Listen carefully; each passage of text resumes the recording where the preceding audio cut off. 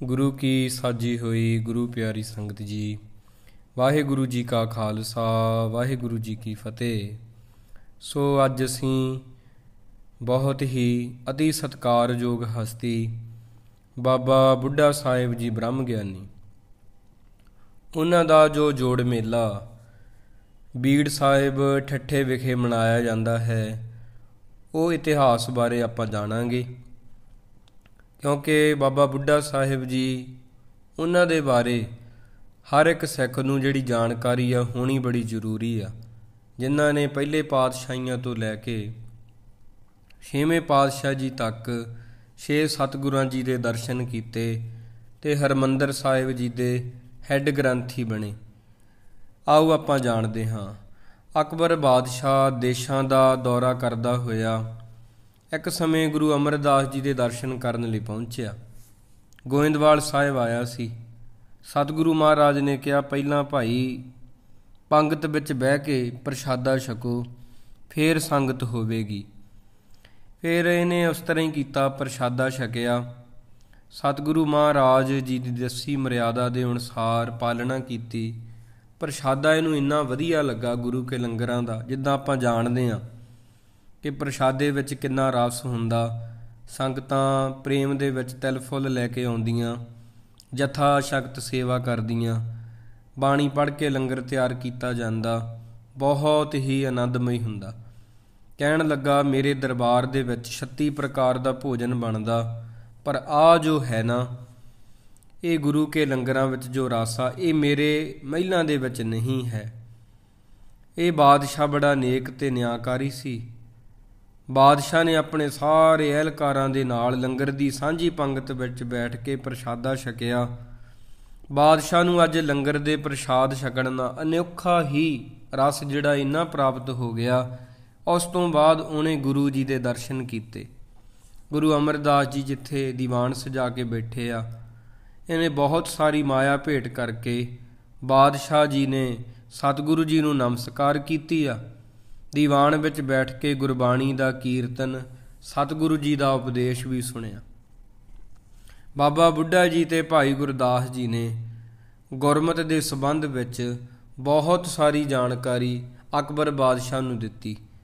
बादशाह गुरमत दे असूल ते सतगुरु महाराज जी दे उपदेश नूं सुन के बहुत ज़्यादा प्रभावित हो गया। बादशाह ने इस तो पहलां गुरु नानक देव जी दे घर दी बहुत महिमा सुनी हुई सी, पर अज अपनी अखीं गुरु घर की वडियाई वेख के ਉਹਦੇ मन ते बहुत चंगा प्रभाव पिया। क्योंकि ਜਦੋਂ ਆਪਾਂ ਅੱਖਾਂ ਦੇ ਨਾਲ ਆਪ ਦੇਖੀਏ ਚੀਜ਼, ਉਦੋਂ ਵੱਧ ਪ੍ਰਭਾਵ ਪੈਂਦਾ। ਇਸ ਕਰਕੇ ਉਹਨੇ ਦੇਖਿਆ ਤੇ ਗੁਰੂ ਮਹਾਰਾਜ ਨੂੰ ਕਿਹਾ ਕਿ ਮੈਂ ਗੁਰੂ ਕੇ ਲੰਗਰਾਂ ਦਾ ਖਰਚ ਵੇਖਿਆ ਤੇ ਕੁਝ ਜਗੀਰਾਂ ਆਪ ਜੀ ਦੇ ਨਾਮ ਲਾਉਣੀਆਂ ਚਾਹੁੰਦਾ। ਸਤਿਗੁਰੂ ਜੀ ਕਹਿਣ ਲੱਗੇ, ਦੇਖੋ ਜੀ, ਇਹ ਗੁਰੂ ਨਾਨਕ ਜੀ ਦਾ ਲੰਗਰ ਹੈ, ਇਹ ਸਿੱਖ ਸੰਗਤਾਂ ਦੀ ਸਹਾਇਤਾ ਨਾਲ ਹੀ ਚੱਲੇਗਾ। ਸ਼ਾਹੀ ਸਹਾਇਤਾ ਇਸ ਲੰਗਰ ਲਈ ਪ੍ਰਵਾਨ ਨਹੀਂ ਕੀਤੀ ਜਾ ਸਕਦੀ। ਫਿਰ ਤਾਂ ਇਹ ਅਕਬਰ ਬਾਦਸ਼ਾਹ ਜੀ ਰਾਜਿਆਂ ਦਾ ਲੰਗਰ ਹੋ ਜੂ, ਤੁਹਾਡਾ ਲੰਗਰ ਹੋ ਜੂਗਾ, ਇਹ ਅਸੀਂ ਨਹੀਂ ਲੈ ਸਕਦੇ। ਬਾਦਸ਼ਾਹ ਅਕਬਰ ਨੇ ਕਿਹਾ, ਲੋਕ ਜਗੀਰਾਂ ਵਾਸਤੇ ਕਿੰਨਾ ਭਾਵ ਕੀ ਲਾਲਚ ਕਰਦੇ ਆ। ਗੁਰੂ ਸਾਹਿਬ ਜੀ ਦੇਖੋ, ਮਹਾਰਾਜ ਸੱਚੇ ਪਾਤਸ਼ਾਹ ਜੀ ਲਾਲਚ ਤੋਂ ਕਿੰਨੇ ਪਰੇ ਹਨ। ਤੇ ਗੁਰੂ ਮਹਾਰਾਜ ਜੀ ਨੇ ਬਿਲਕੁਲ ਵੀ ਲਾਲਚ ਨਹੀਂ ਕੀਤਾ। ਉਹ ਕਹਿੰਦਾ, ਸਤਿਗੁਰੂ ਜੀ, ਮੈਂ ਗੁਰੂ ਘਰ ਦੀ ਸੇਵਾ ਵਿੱਚ ਆਪਣਾ ਹਿੱਸਾ ਪਾਉਣਾ ਚਾਹੁੰਦਾ, ਸੋ ਆਪ ਜੀ ਨੂੰ ਕੁਝ ਜਗੀਰਾਂ ਦੇਣੀਆਂ ਚਾਹੁੰਦਾ ਹਾਂ। ਸੋ ਬਾਦਸ਼ਾਹ ਨੇ ਝਬਾਲ ਪਰਗਣੇ ਦੇ 84 ਪਿੰਡਾਂ ਦੀ ਜਗੀਰ ਦਾ ਪਟਾ ਗੁਰੂ ਅਮਰਦਾਸ ਜੀ ਮਹਾਰਾਜ ਨੂੰ ਬੇਨਤੀ ਕੀਤੀ, ਤੁਸੀਂ ਆਪਣੇ ਨਾਂ ਨਹੀਂ ਲਵਾਉਣੀ ਜ਼ਮੀਨ, ਤਾਂ ਕਿਸੇ ਹੋਰ ਗੁਰਸਿੱਖ ਦੇ ਬਾਣੀ ਪੜ੍ਹਨ ਵਾਲੀ ਰੂਹ ਦੇ ਨਾਮ ਲਵਾ ਲਓ। ਮਹਾਰਾਜ ਜੀ ਨੇ ਫਿਰ ਕਿਹਾ, ਸਪੁੱਤਰੀ ਬੀਬੀ ਭਾਨੀ ਜੀ ਤੇ ਭਾਈ ਜੇਠਾ ਜੀ ਦੇ ਨਾਂ ਲੈ ਕੇ ਇਹਨਾਂ ਨੇ ਪਟਾ ਭੇਟ ਕੀਤਾ। ਬਾਦਸ਼ਾਹ ਦਾ ਪ੍ਰੇਮ ਤੇ ਸ਼ਰਧਾ ਵੇਖ ਕੇ ਸਤਿਗੁਰੂ ਜੀ ਬੀਬੀ ਜੀ ਦੇ ਨਾਂ ਤੇ ਲਿਖੀ ਜਗੀਰ ਲੈਣ ਤੋਂ ਨਾ ਕਰ ਸਕੇ। ਇਸ ਜਗੀਰ ਦਾ ਪ੍ਰਬੰਧ ਵੀ ਕਰਨਾ ਸੀ ਹੁਣ ਮਹਾਰਾਜ ਨੇ। ਫਿਰ ਗੁਰੂ ਅਮਰਦਾਸ ਜੀ ਨੇ ਬਾਬਾ ਬੁੱਢਾ ਸਾਹਿਬ ਜੀ ਦੀ ਸੇਵਾ ਲਾਈ ਉੱਥੇ।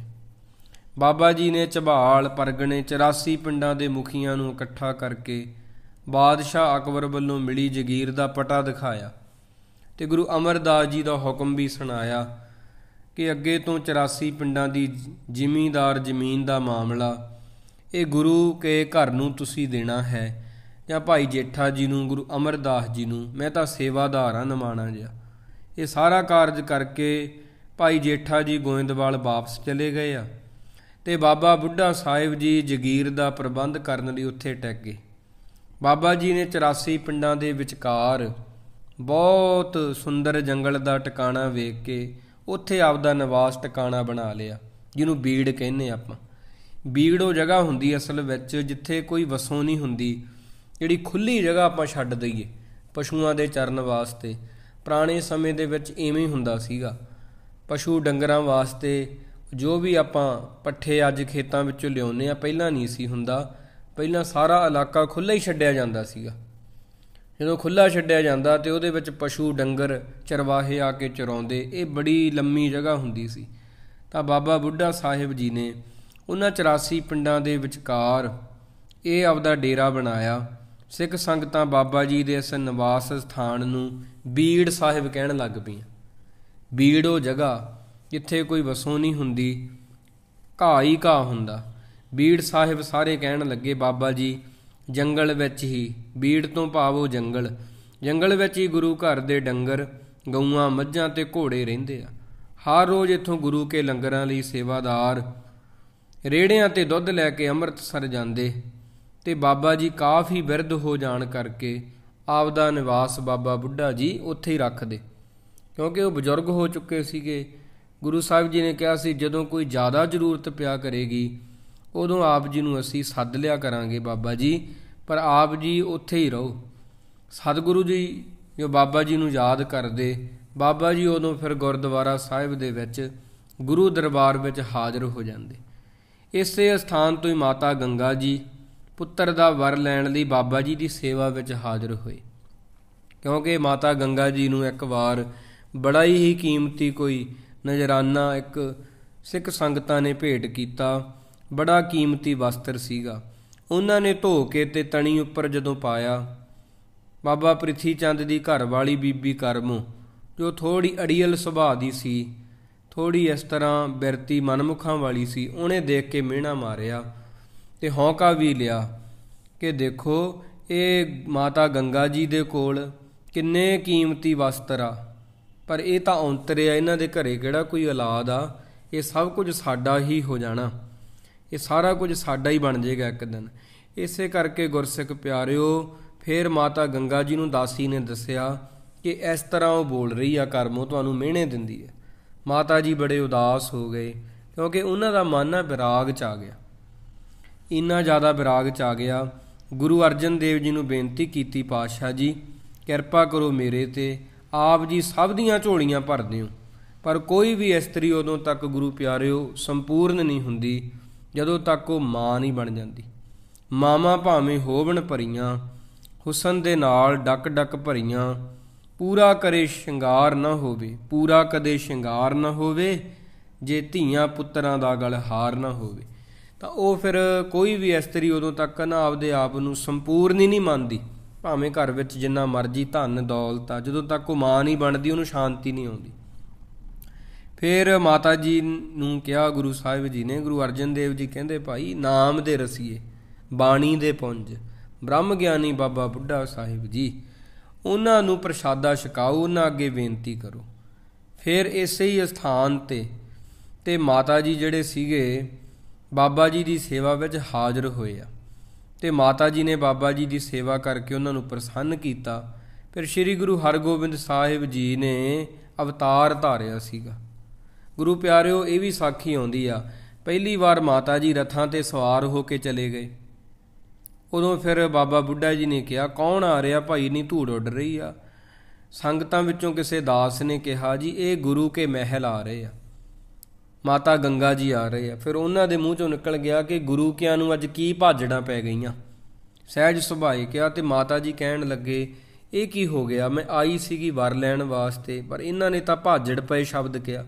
ਫਿਰ ਉਹਨਾਂ ਨੇ ਗੁਰੂ ਅਰਜਨ ਦੇਵ ਜੀ ਕੋਲ ਜਾ ਕੇ ਜਦੋਂ ਆਖਿਆ ਕਿ ਮੈਂ ਗਈ ਸਾਂ, ਪਰ ਬਾਬਾ ਜੀ ਨੇ ਕਿਹਾ ਕਿ ਮੈਂ ਤਾਂ ਕੋਈ ਸਧਾਰਨ ਜਿਹਾ ਵਿਅਕਤੀ ਹਾਂ, ਸਾਰਾ ਕੁਝ ਤੁਹਾਨੂੰ ਗੁਰੂ ਅਰਜਨ ਦੇਵ ਜੀ ਕੋਲੋਂ ਹੀ ਮਿਲ ਸਕਦਾ। ਮੈਂ ਤਾਂ ਡੰਗਰਾਂ ਪਸ਼ੂਆਂ ਨੂੰ ਸੰਭਾਲਣ ਵਾਲਾ ਘਾਹ ਖੋਤਣ ਵਾਲਾ ਹਾਂ। ਪਰ ਗੁਰੂ ਸਾਹਿਬ ਜੀ ਕਹਿੰਦੇ ਮਾਤਾ ਜੀ ਨੂੰ ਕਿਹਾ, ਤੁਸੀਂ ਭਾਈ ਇਸ ਤਰ੍ਹਾਂ ਨਹੀਂ ਸੀ ਜਾਣਾ। ਜਦੋਂ ਕੋਈ ਆਪਾਂ ਲੈਣ ਜਾਈਏ ਕਿਸੇ ਤੋਂ ਕੁਝ, ਨੀਵੇਂ ਹੋ ਕੇ ਜਾਈਦਾ, ਫੇਰ ਚੀਜ਼ਾਂ ਦਾਤਾਂ ਮਿਲਦੀਆਂ ਹੁੰਦੀਆਂ।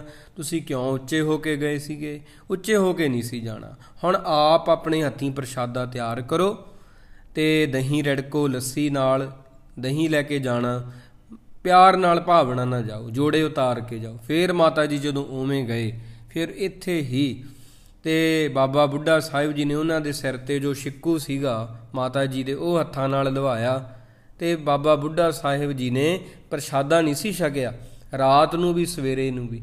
ਕਹਿਣ ਲੱਗੇ, ਮਾਂ ਨੂੰ ਪਤਾ ਹੁੰਦਾ ਬੱਚਿਆਂ ਨੂੰ ਭੁੱਖ ਲੱਗਦੀ ਆ, ਤਾਂ ਮਾਤਾ ਜੀ ਤੁਸੀਂ ਮੇਰੇ ਲਈ ਲੈ ਕੇ ਆਏ ਹੋ ਨਾ। ਇਹ ਬਹੁਤ ਪ੍ਰੇਮ ਨਾਲ ਪ੍ਰਸ਼ਾਦਾ ਛਕਾਇਆ। ਮਾਤਾ ਜੀ ਨੇ ਕਟੋਰੇ ਵਿੱਚ ਅਤੇ ਉਹਨਾਂ ਨੂੰ ਦਹੀਂ ਪਾ ਕੇ ਦਿੱਤਾ, ਲੱਸੀ ਦਿੱਤੀ, ਮਿੱਸੇ ਪ੍ਰਸ਼ਾਦੇ ਨਾਲ ਗੰਢਾ ਦਿੱਤਾ। ਗੰਢੇ ਦੇ ਉੱਪਰ ਮੁੱਕੀ ਮਾਰ ਕੇ ਜਦੋਂ ਬਾਬਾ ਬੁੱਢਾ ਸਾਹਿਬ ਜੀ ਨੇ ਗੰਢਾ ਭੰਨਿਆ, ਗੰਢੇ ਵਿੱਚੋਂ ਗੰਢੀ ਨਿਕਲ ਕੇ ਬਾਹਰ ਉਹ ਡਿੱਗ ਪਈ। ਜਦੋਂ ਬਾਬਾ ਬੁੱਢਾ ਸਾਹਿਬ ਜੀ ਕਹਿੰਦੇ, ਦੇਖੋ ਮਾਤਾ ਜੀ, ਐਸਾ ਤੁਹਾਡੇ ਘਰ ਵਿੱਚ ਪੁੱਤਰ ਪੈਦਾ ਹੋਵੇਗਾ, ਐਸਾ ਪੁੱਤਰ ਦਾ ਪ੍ਰਕਾਸ਼ ਹੋਵੇਗਾ ਜਿਹੜਾ ਕਿ ਇਸ ਤਰ੍ਹਾਂ ਮੁਗਲਾਂ ਦੇ ਸਿਰ ਨੂੰ ਭੰਨੇਗਾ ਅਤੇ ਇਵੇਂ ਉਹਨਾਂ ਦੇ ਧੜ ਜਿਹੜੇ ਆ ਅਤੇ ਧੜਾਂ ਨਾਲੋਂ ਵੱਖਰੇ ਹੋ ਕੇ ਸਿਰ ਡਿੱਗ ਪੈਣਗੇ, ਜਿਵੇਂ ਗੰਢੇ ਵਿੱਚੋਂ ਗੰਢੀ ਨਿਕਲ ਕੇ ਡਿੱਗੀ ਆ। ਉਹਨਾਂ ਦੇ ਬਲ ਦਾ ਕੋਈ ਅਨੁਮਾਨ ਨਹੀਂ ਲਾ ਸਕੇਗਾ, ਇੰਨਾ ਉਹਨਾਂ ਦੀਆਂ ਬਾਹਾਂ ਵਿੱਚ ਜ਼ੋਰ ਹੋਵੇਗਾ। ਤਾਂ ਫਿਰ ਗੁਰੂ ਪਿਆਰਿਓ, ਵੱਡ ਜੋਧਾ ਬਹੁ ਪਰ ਉਪਕਾਰੀ, 6ਵੇਂ ਪਾਤਸ਼ਾਹ ਜੀ ਦਾ ਪ੍ਰਕਾਸ਼ ਹੋਇਆ। ਬਾਬਾ ਬੁੱਢਾ ਜੀ ਇਸ ਬੀੜ ਵਿੱਚ ਕਾਫੀ ਸਮਾਂ ਨਿਵਾਸ ਕਰਨ ਨਾਲ ਅਤੇ ਇਹ ਅਸਥਾਨ ਦਾ ਨਾਮ ਫਿਰ ਹੌਲੀ ਹੌਲੀ ਬੀੜ ਸਾਹਿਬ, ਬੀੜ ਬਾਬਾ ਬੁੱਢਾ ਜੀ ਪ੍ਰਸਿੱਧ ਹੋ ਗਿਆ। ਇੱਥੇ ਹੀ ਬਾਬਾ ਜੀ ਦੇ ਦਰਸ਼ਨ ਕਰਨ 'ਤੇ ਉਹਨਾਂ ਤੋਂ ਅਨੇਕ ਤਰ੍ਹਾਂ ਦੇ ਵਰ ਪ੍ਰਾਪਤ ਕਰਨ ਲਈ ਸਿੱਖ ਸੰਗਤਾਂ ਆਉਂਦੀਆਂ ਸੀ। ਬਾਬਾ ਜੀ ਦੀ ਮਹਾਨਤਾ ਕਰਕੇ ਇਹ ਅਸਥਾਨ ਪੂਜਨੀਕ ਬਣ ਗਿਆ। ਜਦੋਂ ਬਾਬਾ ਬੁੱਢਾ ਜੀ ਸੱਚਖੰਡ ਚਲੇ ਗਏ, ਉਸ ਤੋਂ ਬਾਅਦ ਗੁਰਸਿੱਖਾਂ ਨੇ ਆਪ ਜੀ ਦੀ ਯਾਦ ਵਿੱਚ ਇੱਥੇ ਇੱਕ ਬਹੁਤ ਸੋਹਣਾ ਸੁੰਦਰ ਗੁਰਦੁਆਰਾ ਸਾਹਿਬ ਅਤੇ ਸਰੋਵਰ ਬਣਾਇਆ। ਸੰਤਾਨ ਦੀ ਇੱਛਾ ਰੱਖਣ ਵਾਲੇ ਗੁਰਸਿੱਖ ਇਹ ਅਸਥਾਨ 'ਤੇ ਹਾਜ਼ਰ ਹੁੰਦੇ ਆ ਅਤੇ ਬਾਬਾ ਜੀ ਅੱਗੇ ਅਰਦਾਸਾਂ ਕਰਦੇ ਆ ਕਿ ਸਾਨੂੰ ਧੀ ਪੁੱਤਰ ਦੀ ਦਾਤ ਬਖਸ਼ੋ। ਫਿਰ ਉਹਨਾਂ ਦੀਆਂ ਮਨੋਕਾਮਨਾਵਾਂ ਵੀ ਪੂਰੀਆਂ ਹੁੰਦੀਆਂ। ਮਹਾਰਾਜਾ ਰਣਜੀਤ ਸਿੰਘ ਜੀ ਨੇ ਬਾਬਾ ਬੁੱਢਾ ਜੀ ਦੇ ਇਸ ਅਸਥਾਨ 'ਤੇ ਹਾਜ਼ਰ ਹੋ ਕੇ ਆਪਣੇ ਵੱਡੇ ਪੁੱਤਰ ਦੀ ਪ੍ਰਾਪਤੀ ਲਈ ਬਾਬਾ ਜੀ ਦੇ ਚਰਨਾਂ ਵਿੱਚ ਅਰਦਾਸ ਕੀਤੀ ਸੀਗੀ। ਸਾਹਿਬਜ਼ਾਦਾ ਖੜਗ ਸਿੰਘ ਦੇ ਜਨਮ ਹੋਣ 'ਤੇ ਮਹਾਰਾਜਾ ਸਾਹਿਬ ਨੇ ਮੱਥਾ ਟਿਕਾਉਣ ਲਈ ਸਾਹਿਬਜ਼ਾਦੇ ਨੂੰ, ਸ਼ਹਿਜ਼ਾਦੇ ਨੂੰ ਇੱਥੇ ਲਿਆਂਦਾ ਸੀਗਾ। ਇਸ ਖੁਸ਼ੀ ਵਿੱਚ ਮਹਾਰਾਜਾ ਜੀ ਨੇ ਬੇਅੰਤ ਮਾਇਆ ਇੱਥੇ ਭੇਟਾ ਕੀਤੀ। ਨਵਾਂ ਗੁਰਦੁਆਰਾ ਅਤੇ ਸਰੋਵਰ ਬਣਾਉਣ ਦੀ ਸੇਵਾ ਵੀ ਕੀਤੀ ਸੀਗੀ। ਮਹਾਰਾਜਾ ਰਣਜੀਤ ਸਿੰਘ ਨੇ ਵੀ ਇਹਦੀ ਸੇਵਾ ਕੀਤੀ ਆ। ਸਿੱਖ ਰਾਜ ਦੇ ਵੇਲੇ ਦੀ ਗੁਰਦੁਆਰੇ ਦੀ ਬਣੀ ਇਮਾਰਤ ਪੁਰਾਣੀ ਹੋ ਜਾਣ ਕਰਕੇ ਸਿੱਖ ਸੰਗਤਾਂ ਦੇ ਵਿੱਚ ਇਹਨੂੰ ਨਵੇਂ ਸਿਰਿਓਂ ਉਸਾਰਨ ਦੀ ਇੱਛਾ ਮੁੜ ਕੇ ਪੈਦਾ ਹੋਈ। ਇਲਾਕੇ ਦੇ ਮੁਖੀ ਸਿੱਖਾਂ ਨੇ ਬ੍ਰਹਮ ਗਿਆਨੀ ਸੰਤ ਬਾਬਾ ਸ਼ਾਮ ਸਿੰਘ ਜੀ, ਸੰਤ ਬਾਬਾ ਗੁਰਮੁਖ ਸਿੰਘ ਜੀ, ਬਾਬਾ ਸਾਧੂ ਸਿੰਘ ਜੀ, ਬਾਬਾ ਝੰਡਾ ਸਿੰਘ ਜੀ, ਸੇਵਕ ਬਾਬਾ ਖੜਗ ਸਿੰਘ ਜੀ ਨੂੰ ਇਸ ਗੁਰਦੁਆਰੇ ਨੂੰ ਨਵਾਂ ਉਸਾਰਨ ਲਈ ਬੇਨਤੀ ਕੀਤੀ ਅਤੇ 1 ਹਾੜ ਸੰਮਤ 2002 ਨੂੰ ਬਾਬਾ ਜੀ ਨੇ ਇਸ ਗੁਰਦੁਆਰਾ ਸਾਹਿਬ ਦੀ ਸੇਵਾ ਆਰੰਭ ਕੀਤੀ। ਬਾਬਾ ਜੀ ਦੀ ਸੇਵਾ ਸਦਕਾ ਇਸ ਸਮੇਂ ਇੱਥੇ ਹੁਣ ਜਦੋਂ ਤੁਸੀਂ ਜਾਓਗੇ ਗੁਰੂ ਪਿਆਰਿਓ, ਹੁਣ ਜੋੜ ਮੇਲਾ ਹੈ ਇੱਥੇ, ਅੱਜ ਸਮਾਪਤੀ ਹੋਣੀ ਆ। ਇੱਕ ਬੜਾ ਸੁੰਦਰ ਗੁਰਦੁਆਰਾ ਅਤੇ ਸਰੋਵਰ ਵੀ ਬਣ ਚੁੱਕਾ। ਗੁਰਦੁਆਰਾ ਸਾਹਿਬ ਦੀ ਯਾਤਰਾ ਰਾਹੀਂ ਵੀ ਸੰਗਤਾਂ ਨੂੰ ਸਹੂਲਤ ਮਿਲੇ। ਚੌਹੀਂ ਪਾਸੀਂ ਪੱਕੀਆਂ ਸੜਕਾਂ ਵੀ ਬਣਾਈਆਂ ਗਈਆਂ। ਇਸ ਇਲਾਕੇ ਵਿੱਚ ਬਾਬਾ ਜੀ ਨੇ ਗੁਰਦੁਆਰਾ ਸੰਨ ਸਾਹਿਬ, ਗੁਰਦੁਆਰਾ ਵਡਾਲੀ ਸਾਹਿਬ, ਗੁਰਦੁਆਰਾ ਛੇ ਹਰਟਾ ਸਾਹਿਬ ਦੀ ਸੇਵਾ ਕਰਵਾਈ ਆ। ਬਾਬਾ ਬੁੱਢਾ ਜੀ ਦੇ ਬੀੜ ਦੇ ਦਰਸ਼ਨ ਲਈ ਹਰ ਰੋਜ਼ ਬੇਅੰਤ ਸੰਗਤਾਂ ਹਾਜ਼ਰ ਹੁੰਦੀਆਂ। ਹਰ ਮਹੀਨੇ ਮੱਸਿਆ ਸੰਗਰਾਂਦ ਨੂੰ ਇੱਥੇ ਬਹੁਤ ਭਾਰੀ ਜੋੜ ਮੇਲਾ ਹੁੰਦਾ ਅਤੇ ਹਰ ਸਾਲ 21, 22 ਅੱਸੂ ਨੂੰ ਸਾਲਾਨਾ ਜੋੜ ਮੇਲਾ ਹੁੰਦਾ, ਜਿਹੜਾ ਸਾਲ 'ਚ ਇੱਕ ਵਾਰੀ ਹੁੰਦਾ, ਜਿਹੜਾ ਕਿ ਹੁਣ ਅੱਜ ਦਾ ਦਿਨ ਆ। ਲੱਖਾਂ ਸੰਗਤਾਂ ਇਸ ਮੇਲੇ ਸਮੇਂ ਦਰਸ਼ਨ ਲਈ ਹਾਜ਼ਰ ਹੁੰਦੀਆਂ। ਬਾਬਾ ਜੀ ਦੀ ਕਿਰਪਾ ਨਾਲ ਇੱਥੇ ਬੱਚਿਆਂ ਦੀ ਵਿੱਦਿਆ ਲਈ ਬਾਬਾ ਬੁੱਢਾ ਜੀ ਖਾਲਸਾ ਹਾਇਰ ਸੈਕੰਡਰੀ ਸਕੂਲ ਵੀ ਸਫਲਤਾ ਨਾਲ ਚੱਲ ਰਿਹਾ। ਗੁਰੂ ਕਾ ਲੰਗਰ ਹਰ ਵੇਲੇ ਅਟੁੱਟ ਵਰਤਦਾ। ਸੰਗਤਾਂ ਬਾਬਾ ਜੀ ਦੇ ਦਰ 'ਤੇ ਮਿੱਸੇ ਪ੍ਰਸ਼ਾਦੇ, ਦੁੱਧ, ਦਹੀਂ, ਹੋਰ ਅਨੇਕਾਂ ਭੇਟਾਂ ਲੈ ਕੇ ਹਾਜ਼ਰ ਹੁੰਦੀਆਂ। ਬੇਅੰਤ ਗੁਰਸਿੱਖ ਬਾਬਾ ਜੀ ਦੇ ਦਰ ਤੋਂ ਪੁੱਤਰਾਂ ਧੀਆਂ ਦੀਆਂ ਦਾਤਾਂ ਭਾਈ ਪ੍ਰਾਪਤ ਕਰਦੇ ਆ। ਹਰ ਸਮੇਂ ਇੱਥੇ ਅਖੰਡ ਪਾਠ ਚੱਲਦੇ ਰਹਿੰਦੇ ਆ। ਸੰਗਤਾਂ ਦੇ ਲਈ ਨਾ ਰਿਹਾਇਸ਼ ਲਈ ਕਮਰੇ ਵੀ ਬਣੇ ਹੋਏ ਆ, ਦੀਵਾਨ ਲਈ ਇੱਕ ਬੜਾ ਸੁੰਦਰ ਹਾਲ ਵੀ ਬਣ ਚੁੱਕਾ। ਬਾਬਾ ਖੜਗ ਸਿੰਘ ਜੀ ਨੇ ਸਤਿਗੁਰੂ ਜੀ ਦੀ ਮਿਹਰ ਨਾਲ ਹੁਣ ਤੱਕ ਅਨੇਕਾਂ ਗੁਰਦੁਆਰਿਆਂ ਦੀਆਂ ਨਵੀਆਂ ਇਮਾਰਤਾਂ ਤਾਮੀਰ ਕੀਤੀਆਂ। ਅੰਮ੍ਰਿਤਸਰ ਵਿੱਚ ਸ੍ਰੀ ਗੁਰੂ ਰਾਮਦਾਸ ਜੀ ਦੇ ਗੁਰੂ ਕੇ ਲੰਗਰ ਦੀ ਸੁੰਦਰ ਨਵੀਂ ਇਮਾਰਤ ਬਣ ਚੁੱਕੀ ਆ। ਅਕਾਲ ਤਖਤ ਦੇ ਨਾਲ ਵਾਲੀ ਉਹਨਾਂ ਡਿਓੜੀ ਵੀ ਬਣਾਉਣ ਵਿੱਚ ਯੋਗਦਾਨ ਪਾਇਆ। ਇਸ ਤਰ੍ਹਾਂ ਭਾਈ ਬਹੁਤ ਸੰਗਤਾਂ ਨੇ ਇੱਥੇ ਮਾਇਆ ਕਰਕੇ ਆਪਦੇ ਜਿਹੜੇ ਹਿੱਸੇ ਪਾਏ ਆ ਅਤੇ ਆਪਦਾ ਜਿਹੜਾ ਜਨਮ ਹੈ ਨਾ ਗੁਰੂ ਪਿਆਰਿਓ ਸਫਲ ਬਣਾਇਆ। ਇਹ ਬਾਬਾ ਬੁੱਢਾ ਸਾਹਿਬ ਜੀ ਦਾ ਜੀਵਨ ਆ। ਤਾਂ ਉੱਥੇ ਬੀੜ ਸਾਹਿਬ ਨੂੰ ਆਮ ਕਰਕੇ ਕਿਹਾ ਜਾਂਦਾ ਹੈ, ਪਰ ਮੈਂ ਆਪ ਜੀ ਨੂੰ ਇਸ ਤਰ੍ਹਾਂ ਆਖੂੰਗਾ ਗੁਰੂ ਪਿਆਰਿਓ, ਬਾਬਾ ਬੁੱਢਾ ਸਾਹਿਬ ਜੀ ਇੱਕ ਜ਼ਿਮੀਂਦਾਰ ਜੱਟ ਘਰਾਣੇ ਦੇ ਨਾਲ ਭਾਵੇਂ ਸੰਬੰਧ ਰੱਖਦੇ ਸੀ, ਪਰ ਉਹਨਾਂ ਵਿੱਚ ਬਿਲਕੁਲ ਵੀ ਮਾਣ ਨਹੀਂ ਸੀਗਾ, ਬਿਲਕੁਲ ਵੀ ਉਹਨਾਂ ਦੇ ਵਿੱਚ ਮਾਣ ਨਹੀਂ ਸੀ। ਕਿਉਂਕਿ ਨਾ ਗੁਰੂ ਪਿਆਰਿਓ ਕਿ ਮੇਰੇ ਕੋਲ ਏਡੀਆਂ ਵੱਡੀਆਂ ਪਦਵੀਆਂ, ਰੁਤਬਾ, ਅੱਜ ਕੱਲ੍ਹ ਕਿਸੇ ਕੋਲ ਸਰਕਾਰੀ ਨੌਕਰੀ ਲੱਗ ਜੇ ਬੰਦਾ ਫੁੱਲ ਜਾਂਦਾ, ਫੁੱਲਾ ਨਹੀਂ ਸਮਾਉਂਦਾ, ਬਹੁਤ ਜ਼ਿਆਦਾ ਮਾਣ ਕਰਦਾ, ਮੁੱਛਾਂ ਨੂੰ ਵੱਟ ਦੇ ਕੇ ਲੰਘਦਾ। ਫਿਰ ਬਾਬਾ ਬੁੱਢਾ ਸਾਹਿਬ ਜੀ ਤੁਸੀਂ ਰੁਤਬਾ ਦੇਖੋ ਜੀ ਸੰਗਤ ਜੀ, ਏਡੇ ਵੱਡੇ ਰੁਤਬੇ ਹੋਣ ਦੇ ਬਾਵਜੂਦ ਵੀ ਉਹਨਾਂ ਨੇ ਬਿਲਕੁਲ ਵੀ ਆਪਾਂ ਕਹਿ ਸਕਦੇ ਵੀ ਮਾਣ ਉਹਨਾਂ ਵਿੱਚ ਬਿਲਕੁਲ ਵੀ ਨਹੀਂ ਹੈਗਾ। ਤਾਂ ਇਹ ਜਦੋਂ ਗੁਰੂ ਨਾਨਕ ਦੇਵ ਜੀ ਨੂੰ ਮਿਲੇ ਸੀ ਉਦੋਂ ਵੀ ਇਹ ਮੱਝਾਂ ਗਾਵਾਂ ਹੀ ਚਰਾਉਂਦੇ ਸੀਗੇ। ਆਪ ਜੀ ਨੂੰ ਸ਼ਾਇਦ ਸਾਖੀ ਉਹ ਪਤਾ ਹੋਵੇ, ਗੁਰੂ ਨਾਨਕ ਦੇਵ ਜੀ ਜਦੋਂ ਤੀਜੀ ਉਦਾਸੀ ਸਮੇਂ ਕੱਥੂ ਨੰਗਲ ਦੇ ਲਾਗੇ ਰਵਾਬੀ ਭਾਈ ਮਰਦਾਨਾ ਜੀ ਦੇ ਨਾਲ ਕੀਰਤਨ ਕਰ ਰਹੇ ਸੀ ਨਾ, ਸੰਗਤਾਂ ਦੀ ਲਿਵ ਜੁੜੀ ਹੋਈ ਸੀ। ਕੀਰਤਨ ਦੀ ਜਦੋਂ ਸਮਾਪਤੀ ਹੋਈ, ਗੁਰੂ ਨਾਨਕ ਦੇਵ ਜੀ ਨੇ ਦੇਖਿਆ ਸੀਗਾ ਕਿ ਇੱਕ ਬਾਲਕ ਨੇ ਦੁੱਧ ਦਾ ਭਰਿਆ ਗੜਵਾ ਅੱਗੇ ਲਿਆ ਕੇ ਰੱਖਿਆ ਹੈ। ਮਹਾਰਾਜ ਜੀ ਨੇ ਜਦੋਂ ਬਾਲਕ 'ਤੇ ਇਹ ਕਿਰਪਾ ਦ੍ਰਿਸ਼ਟੀ ਪਾਈ, ਉਹਨੇ ਕਿਹਾ, ਗਰੀਬ ਨਵਾਜ, ਤੇਰਾ ਦਰਸ਼ਨ ਕੀਤਾ, ਮੇਰਾ ਜਨਮ ਮਰਨ ਜਿਹੜਾ ਹੈ ਨਾ ਆਹ ਚੱਕਰ ਹੁੰਦਾ, ਇਹ ਕੱਟ ਦਿਓ ਜੀ, ਤੁਹਾਡੇ ਮੈਂ ਦਰਸ਼ਨਾਂ ਲਈ ਆਇਆ। ਗੁਰੂ ਨਾਨਕ ਸਾਹਿਬ ਜੀ ਨੇ ਫਰਮਾਇਆ, ਤੂੰ ਅਜੇ ਬਾਲ ਹੈ, ਇੰਨੀ ਮੱਤ ਤੂੰ ਕਿੱਥੋਂ ਲਈ ਆ? ਅਤੇ ਬਾਬਾ ਬੁੱਢਾ ਸਾਹਿਬ ਜੀ ਨੇ ਉਦੋਂ ਬਚਪਨ ਦੀ ਗੱਲ ਆ, ਕਹਿਣ ਲੱਗੇ, ਇੱਕ ਦਿਨ ਮਾਂ ਨੇ ਚੁੱਲ੍ਹਾ ਬਾਲਣਾ ਚਾਹਿਆ ਅਤੇ ਜਦੋਂ ਚੁੱਲ੍ਹਾ ਬਾਲਿਆ ਨਾ ਅਤੇ ਮੁੱਢਾਂ ਨੂੰ ਹੀ ਅੱਗ ਨਾ ਲੱਗੇ, ਪਰ ਜਦੋਂ ਉਹਨਾਂ ਡੱਕਰੇ ਅਤੇ ਪੈਲਫੀ ਨੂੰ ਬਾਲਿਆ, ਨਿੱਕੀਆਂ ਨਿੱਕੀਆਂ ਲੱਕੜਾਂ ਨੂੰ ਬਾਲਿਆ, ਉਹ ਬਾਲ ਉੱਠੀਆਂ। ਇੱਕ ਦਿਨ ਫੇਰ ਐਸਾ ਹੋਇਆ, ਸੱਚੇ ਪਾਤਸ਼ਾਹ ਮੁਗਲ ਆਣ ਉਤਰੇ, ਨਾਲ ਉਹਨਾਂ ਕੱਚੀਆਂ ਖੇਤੀਆਂ ਵੱਢ ਲਈਆਂ, ਨਾਲ ਹੀ ਪੱਕੀਆਂ, ਨਾਲ ਹੀ ਅੱਧ ਪੱਕੀਆਂ। ਮੇਰੇ ਮਨ ਦੇ ਵਿੱਚ ਆਈ, ਜੋ ਇਹਨਾਂ ਡਾਢਿਆਂ ਦਾ ਹੱਥ ਕਿਸੇ ਨਹੀਂ ਫੜਿਆ ਤਾਂ ਜਮਾਂ ਦਾ ਹੱਥ ਭਾਈ ਕਿਸ ਫੜਨਾ। ਕਿਰਪਾ ਕਰੋ ਮੌਤ ਦਾ ਡਰ ਦੂਰ ਹੋਵੇ, ਸਤਿਗੁਰੂ ਜੀ ਜਨਮ ਮਰਨ ਮੇਰਾ ਕੱਟਿਆ ਜਾਵੇ। ਗੁਰੂ ਨਾਨਕ ਦੇਵ ਜੀ ਸੁਣ ਕੇ ਮੁਸਕਰਾਏ ਸੀਗੇ ਅਤੇ ਕਹਿਣ ਲੱਗੇ, ਤੂੰ ਤਾਂ ਬਾਲਕ ਨਹੀਂ, ਤੇਰੀ ਤਾਂ ਬੁੱਢਿਆਂ ਜੈਸੀ ਮੱਤ ਹੈ, ਤੂੰ ਤਾਂ ਬੁੱਢਾ ਹੈ।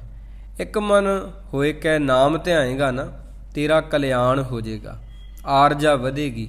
ਬੁੱਢਾ ਜੀ ਤੇ ਗੁਰੂ ਨਾਨਕ ਦੇਵ ਜੀ ਦਾ ਐਸਾ ਅਸਰ ਹੋਇਆ ਬਾਬਾ ਜੀ ਤੇ, ਉਹ ਘਰ ਘਾਟ ਛੱਡ ਕੇ ਮਹਾਰਾਜ ਨਾਲ ਚਲੇ ਜਾਂਦੇ ਆ। ਫਿਰ ਬੁੱਢਾ ਸਾਹਿਬ ਜੀ ਉੱਥੋਂ ਸਿੱਧੇ ਕਰਤਾਰਪੁਰ ਆ ਗਏ ਸੀਗੇ, ਕੱਥੂ ਨੰਗਲ ਤੋਂ। ਕਰਤਾਰਪੁਰ ਪ੍ਰਗਣੇ ਵਿੱਚ ਪੈਂਦਾ ਸੀਗਾ। ਭਾਈ ਅਜਿੱਤਾ ਰੰਧਾਵਾ ਨੂੰ ਜਦੋਂ ਗੁਰੂ ਜੀ ਨੇ ਪਿੰਡ ਵਸਾਉਣ ਦੀ ਤਜਵੀਜ਼ ਕੀਤੀ ਤਾਂ ਪਿੰਡ ਦੇ ਲੋਕਾਂ ਨੇ ਆਪਣੀਆਂ ਜ਼ਮੀਨਾਂ ਹਵਾਲੇ ਕੀਤੀਆਂ। ਅਜਿੱਤਾ ਰੰਧਾਵਾ ਨੂੰ ਵੀ ਗੁਰੂ ਜੀ ਨੇ ਕਿਹਾ ਸੀ ਕਿ ਸਭ ਤੋਂ ਵੱਡਾ ਹੋਮ ਜਗ ਹੈ ਕਿਸੇ ਭੁੱਖੇ ਦੇ ਮੂੰਹ ਵਿੱਚ ਅੰਨ ਪਾਉਣਾ। ਕਰੋੜੀ ਨਾਂ ਦੇ ਚੌਧਰੀ ਨੇ ਵੀ ਪਹਿਲਾਂ ਕੋਸ਼ਿਸ਼ ਕੀਤੀ, ਕਰਤਾਰਪੁਰ ਨਾ ਵਸੇ, ਪਰ ਦਰਸ਼ਨ ਕਰ ਐਸਾ ਕੀਲਿਆ 100 ਬਿੱਘਾ ਜ਼ਮੀਨ ਨਗਰਾਂ ਦੇ ਨਾਂ ਕੀਤੀ ਆ। ਇਵੇਂ ਭਾਈ ਦੁਨੀ ਚੰਦ ਕਿਤਨੀ ਹੋਰ ਸ਼ਰਧਾਲੂ ਦੂਰੋਂ ਦੂਰੋਂ ਆ ਕੇ ਕਰਤਾਰਪੁਰ ਵਸੇ। ਕਰਤਾਰਪੁਰ ਦੀ ਮਰਿਆਦਾ ਕੁਝ ਇਸ ਤਰ੍ਹਾਂ ਦੀ ਬਣਾ ਦਿੱਤੀ, ਅੰਮ੍ਰਿਤ ਵੇਲੇ ਸਾਰੇ ਜਾਗਦੇ, ਇਸ਼ਨਾਨ ਕਰਦੇ, ਜਪਜੀ ਦਾ ਪਾਠ ਕਰਦੇ, ਮਹਾਰਾਜ ਦੀ ਬਾਣੀ ਜਪਜੀ ਸਾਹਿਬ ਦਾ, ਧਰਮਸਾਲ ਪੁੱਜ ਕੇ ਕੀਰਤਨ 'ਚ ਜੁੜਦੇ, ਫਿਰ ਦਿਹਾੜੀ ਕਿਰਤ ਕਰਦੇ, ਸ਼ਾਮ ਨੂੰ ਸੋਦਰ ਤੇ ਆਰਤੀ ਹੁੰਦੀ, ਕੋਈ ਪਖੰਡ ਨਹੀਂ ਸੀ ਹੁੰਦਾ। ਗੁਰੂ ਸਾਹਿਬ ਜੀ ਨੇ ਉਦਾਸੀਆਂ ਵਾਲੇ ਕੱਪੜੇ ਉਤਾਰਤੇ। ਕਰਤਾਰਪੁਰ ਐਸਾ ਵਾਤਾਵਰਨ ਬਣ ਗਿਆ ਸੀ, ਹਰ ਕੋਈ ਇੱਕ ਦੂਜੇ ਤੋਂ ਆਪਾ ਵਾਰਦਾ ਸੀ। ਇਸ ਕਰਕੇ ਇੱਕ ਵਾਰੀ ਗੁਰੂ ਨਾਨਕ ਦੇਵ ਜੀ ਨੇ ਡਿੱਠਾ ਕਿ 2 ਅਨਾਜ ਦੀਆਂ ਲੱਗੀਆਂ ਢੇਰੀਆਂ ਪਾਸ ਇੱਕ ਬੰਦਾ ਖੜਾ, ਕਾਹਲੀ ਕਾਹਲੀ ਦੇ ਨਾਲ ਇੱਕ ਢੇਰੀ ਵਿੱਚੋਂ ਦੂਜੀ ਢੇਰ ਵਿੱਚ ਛੱਜਾਂ ਨਾਲ ਅਨਾਜ ਸੁੱਟੀ ਜਾ ਰਿਹਾ। ਮਹਾਰਾਜ ਨੇ ਪੁੱਛਿਆ, ਭਲੇ ਲੋਕ, ਇਹ ਤੂੰ ਕੀ ਕਰ ਰਿਹਾ ਭਾਈ? ਤਾਂ ਉਹਨੇ ਕਿਹਾ ਕਿ ਮੇਰਾ ਭਰਾ ਫਸਲ ਵੱਢ ਕੇ ਘਰ ਗਿਆ ਹੈ, ਮੇਰੀ ਕੋਈ ਸੰਤਾਨ ਨਹੀਂ ਤੇ ਉਹਦੇ ਕਿੰਨੇ ਹੀ ਖਾਣ ਵਾਲੇ ਜੀ ਆ, ਉਹਨੂੰ ਪਤਾ ਨਾ ਲੱਗੇ ਮੈਂ ਆਪਣੀ ਢੇਰੀ ਵਿੱਚੋਂ ਅਨਾਜ ਉਹਦੇ ਢੇਰੀ ਦੇ ਹਿੱਸੇ ਵਿੱਚ ਸੁੱਟ ਰਿਹਾ। ਮਹਾਰਾਜ ਨੇ ਉਹਨੂੰ ਅਸੀਸ ਦਿੱਤੀ। ਦੇਖੋ ਅੱਜ ਕੱਲ੍ਹ ਤਾਂ ਲੋਕ ਦੂਜੇ ਦੇ ਮੂੰਹ 'ਚੋਂ ਬੁਰਕੀ ਖੋਹਦੇ ਆ, ਗੁਰਸਿੱਖ ਇਹੋ ਜਿਹੇ ਵੀ ਸੀਗੇ।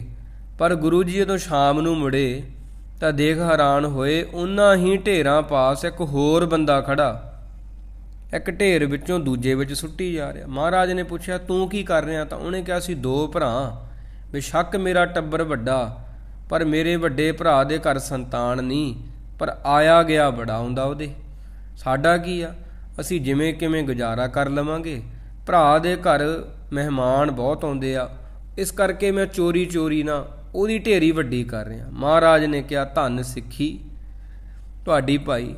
ਬਹੁਤ ਮਹਾਰਾਜ ਨੇ ਇਸ ਤਰ੍ਹਾਂ ਆਖੇ, ਆਸ਼ੀਰਵਾਦ ਦਿੱਤਾ।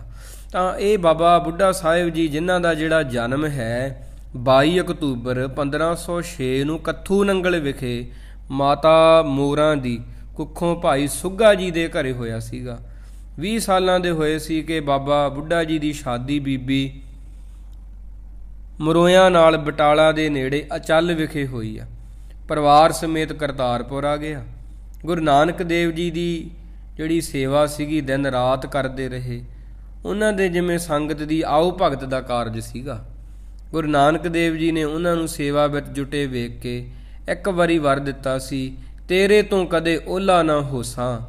ਬਾਬਾ ਬੁੱਢਾ ਜੀ ਇਸ ਤਰ੍ਹਾਂ ਭਾਈ ਬਾਬਾ ਬੁੱਢਾ ਸਾਹਿਬ ਜੀ ਜਿਹੜੇ ਹਨ ਗੁਰੂ ਪਿਆਰਿਓ, ਉਹਨਾਂ ਦੇ ਅਸਥਾਨ ਵੀ ਬੜੇ ਬਣੇ ਆ।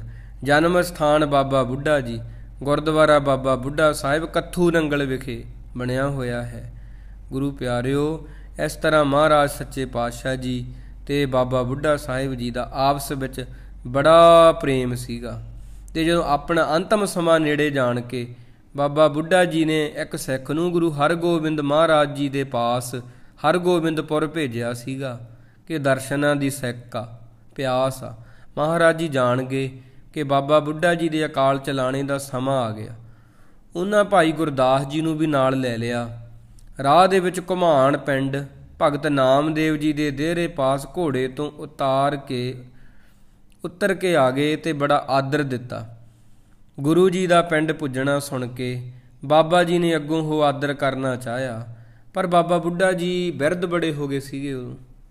ਗੁਰੂ ਜੀ ਨੇ ਬਾਬਾ ਬੁੱਢਾ ਜੀ ਨੂੰ ਜਦੋਂ ਕੋਲ ਆਉਂਦਿਆਂ ਹੀ ਨਿਮਰਤਾ ਦੀ ਹੱਦ ਦੱਸਦੇ ਉਹਨਾਂ ਦੇ ਚਰਨ ਛੂਹੇ ਤਾਂ ਬਾਬਾ ਜੀ ਉੱਠ ਕੇ ਬੈਠ ਗਏ। ਗੁਰੂ ਜੀ ਦੇ ਚਰਨ ਪਕੜ ਨੈਣਾ ਰਾਹੀਂ ਨਾ ਝੜੀ ਲਗਾ ਦਿੱਤੀ ਬਿਰਹਾ ਦੀ।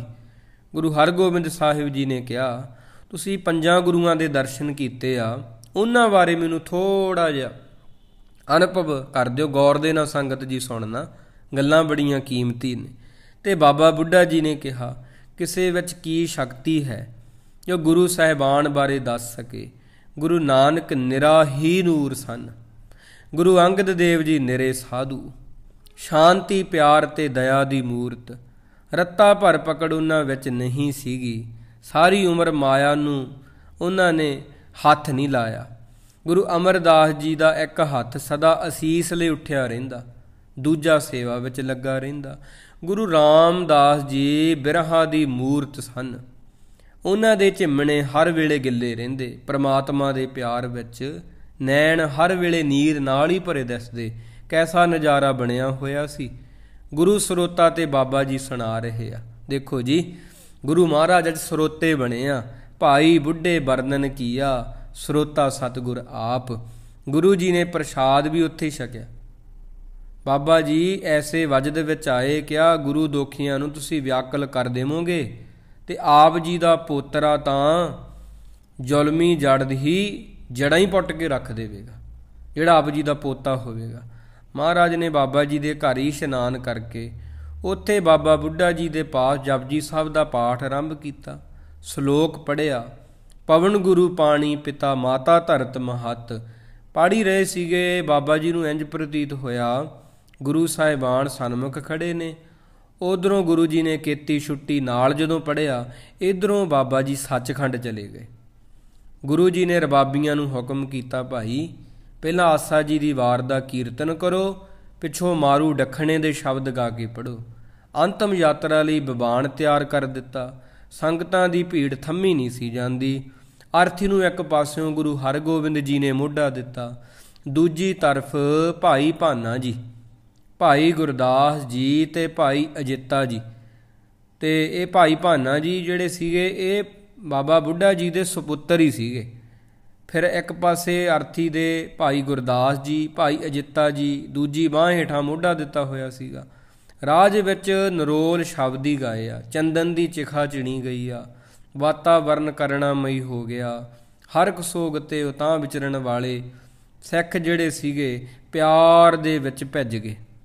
ਚਿਖਾ ਉੱਪਰ ਜਬ ਹੀ ਧਰੀ ਸਾਹਿਬ ਬੁੱਢੇ ਦੇ, ਗੁਰੂ ਹਰਗੋਬਿੰਦ ਕੇ ਨੈਣ ਤੇ ਚਲਿਓ ਨੀਰ ਸਨੇ।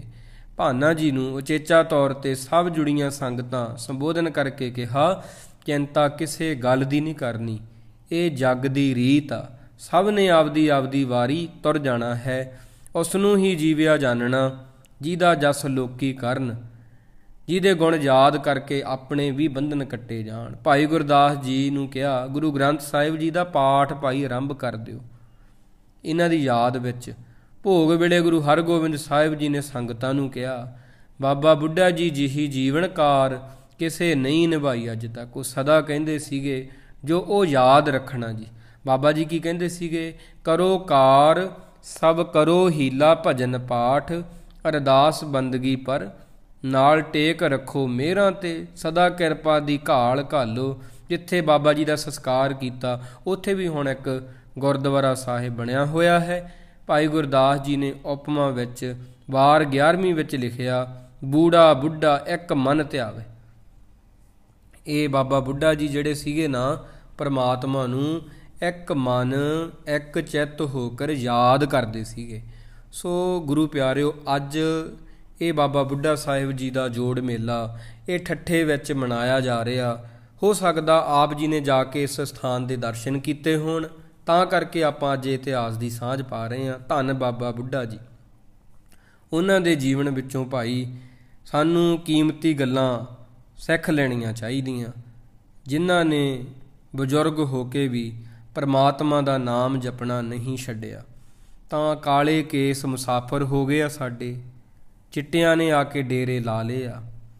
ਪਰ ਇਹ ਜਿਹੜਾ ਵਾਲ ਆ ਨਾ, ਇੱਕ ਚਿੱਟਾ ਵਾਲ ਆਉਂਦਾ ਸਾਡੇ, ਇਹ ਮੌਤ ਦਾ ਸੁਨੇਹਾ ਲੈ ਕੇ ਆਉਂਦਾ।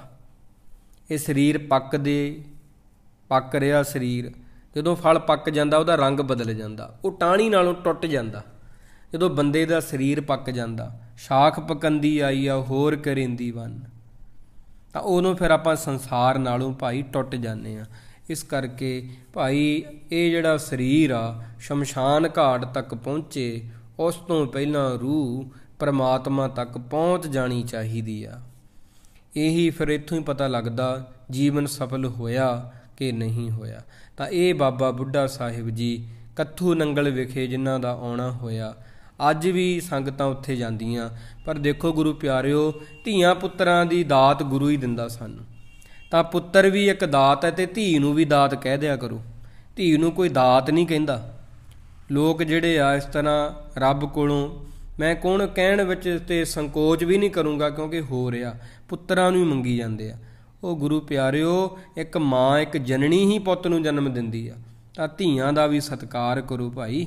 ਬਾਬਾ ਬੁੱਢਾ ਸਾਹਿਬ ਜੀ ਦਾ ਜੀਵਨ ਪੜ੍ਹ ਕੇ ਦੇਖਿਓ ਕਿੰਨਾ ਉਹਨਾਂ ਨੇ ਸਤਿਕਾਰ ਕੀਤਾ। ਆਪਾਂ ਕਿੱਧਰ ਨੂੰ ਜਾ ਰਹੇ ਹਾਂ ਅੱਜ? ਧੀਆਂ ਨੂੰ ਕੁੱਖਾਂ ਵਿੱਚ ਕਤਲ ਕਰਦੇ ਹੁੰਦੇ ਸੀ। ਹੌਲੀ ਹੌਲੀ ਗੁਰੂ ਅਮਰਦਾਸ ਜੀ ਨੇ ਚੀਜ਼ਾਂ ਨੂੰ ਰੋਕਿਆ। ਬਾਬਾ ਬੁੱਢਾ ਸਾਹਿਬ ਜੀ ਨੇ ਕਿੰਨੀ ਸੇਵਾ ਕੀਤੀ ਗੁਰੂਆਂ ਦੀ, ਕਿੰਨੀਆਂ ਕਰੀਤੀਆਂ ਅੱਜ ਸਮਾਜ ਵਿੱਚ, ਨਸ਼ੇ ਕਿੰਨੇ ਹੋਏ ਪਏ ਆ। ਤਾਂ ਐਸੇ ਬਾਬਾ ਬੁੱਢਾ ਸਾਹਿਬ ਜੀ ਵਾਂਗ ਆਪਾਂ ਭਾਈ ਲੜ ਲੱਗੀਏ।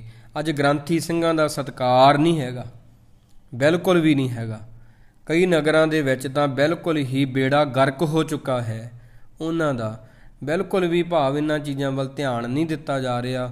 ਕੌਮ ਜਿਹੜੀ ਸਾਡੀ ਨਿੱਘਰ ਰਹੀ ਆ, ਉਹਦਾ ਕਾਰਨ ਅਸੀਂ ਖੁਦ ਹੀ ਅਸੀਂ ਕੰਡੇ ਬੀਜ ਰਹੇ ਹਾਂ, ਜਿਹੜੇ ਆਉਣ ਵਾਲੇ ਸਮੇਂ ਦੇ ਵਿੱਚ ਅਸੀਂ ਚੁਗ ਲਵਾਂਗੇ। ਤਾਂ ਭਾਈ ਬਾਣੀ ਪੜ੍ਹਨ ਵਾਲਿਆਂ ਦਾ ਸਤਿਕਾਰ ਬੜਾ ਜ਼ਰੂਰੀ ਹੈ। ਸੋ ਸਤਿਗੁਰੂ ਮਹਾਰਾਜ ਜੀ ਕਿਰਪਾ ਕਰਨ। ਸੱਚੇ ਪਾਤਸ਼ਾਹ ਬਾਬਾ ਬੁੱਢਾ ਸਾਹਿਬ ਜੀ, ਉਹਨਾਂ ਦੀ ਸ਼ਾਨ ਹੈ ਜੋ ਬੜੀ ਨਿਰਾਲੀ ਹੈ ਜੀ। ਬੋਲਦਿਆਂ ਤੋਂ ਇੱਕ ਨਹੀਂ, ਨਾਨਾ ਪ੍ਰਕਾਰ ਦੀਆਂ ਭੁੱਲਾਂ ਹੋ ਗਈਆਂ ਹਨ। ਗੁਰੂ ਦੀ ਸੰਗਤ ਸਤਿਗੁਰੂ ਮਹਾਰਾਜ ਜੀ ਬਖਸ਼ਣ ਯੋਗ ਹਨ। ਬਖਸ਼ ਲੈਣਾ ਜੀ। ਅੱਗੇ ਵਾਸਤੇ ਅਸੀਸ ਬਖਸ਼ਣੀ, ਭੁੱਲ ਚੁੱਕ ਦੀ ਖਿਮਾ। ਵਾਹਿਗੁਰੂ ਜੀ ਕਾ ਖਾਲਸਾ, ਵਾਹਿਗੁਰੂ ਜੀ ਕੀ ਫਤਿਹ ਜੀ।